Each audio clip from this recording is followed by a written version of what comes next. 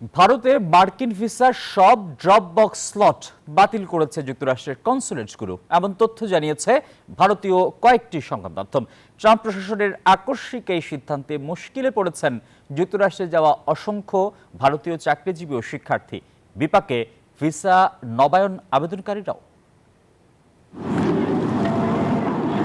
গেল কয়েক দশকের মধ্যে এখন সবচেয়ে খারাপ অবস্থায় ভারত যুক্তরাষ্ট্রের দ্বিপাক্ষিক সম্পর্ক, যার প্রমাণ মেলে ভারতের উপর ট্রাম্প প্রশাসনের 50% শুল্ক আরোপে, যা এখন পর্যন্ত যুক্তরাষ্ট্রের আরোপ করা কোনো দেশের উপর শুল্কের মধ্যে সর্বোচ্চ। বান্ডেল থাকলে প্রতি সেনমানিতে টাকা বাঁচবে। বিকাশ সেনমানি বান্ডেল কিনে জিতুন প্রতি লেনদেনে।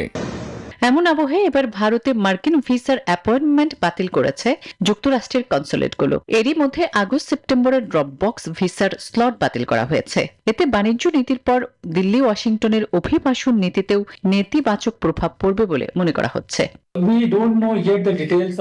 কেননা যুক্তরাষ্ট্রের হঠাৎ এই সিদ্ধান্তে ভারতীয় ভিসা প্রত্যাশী, বিশেষ করে ভিসা নবায়নের জন্য যারা অপেক্ষা করছিলেন তারা মুশকিলে পড়েছেন।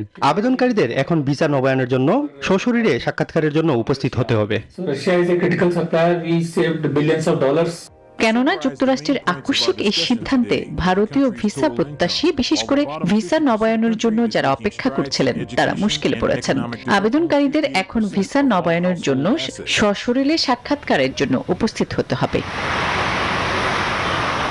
এমনকি নতুন স্লট কখন খোলা হবে তাও অনিশ্চিত। এই পরিস্থিতিতে আবেদনকারীদের নিয়মিত তাদের ইমেইল ও ভিসা প্রোফাইল পর্যবেক্ষণের পরামর্শ দেওয়া হয়েছে। ড্রপ বক্স বা ভিসা ইন্টারভিউ ওয়েভার হলো একটি প্রক্রিয়া যেখানে আবেদনকারীদের কনসুলেটে গিয়ে সাক্ষাৎকার দিতে হয় না। এছাড়াও যারা ভিসা নবায়ন করছেন এবং যাদের পূর্ববর্তী ভিসার মেয়াদ সম্প্রতি শেষ হয়েছে তারা এই প্রক্রিয়ার মাধ্যমে আবেদন করে থাকেন। এতে সময় ও ঝামেলা দুটোই কমে।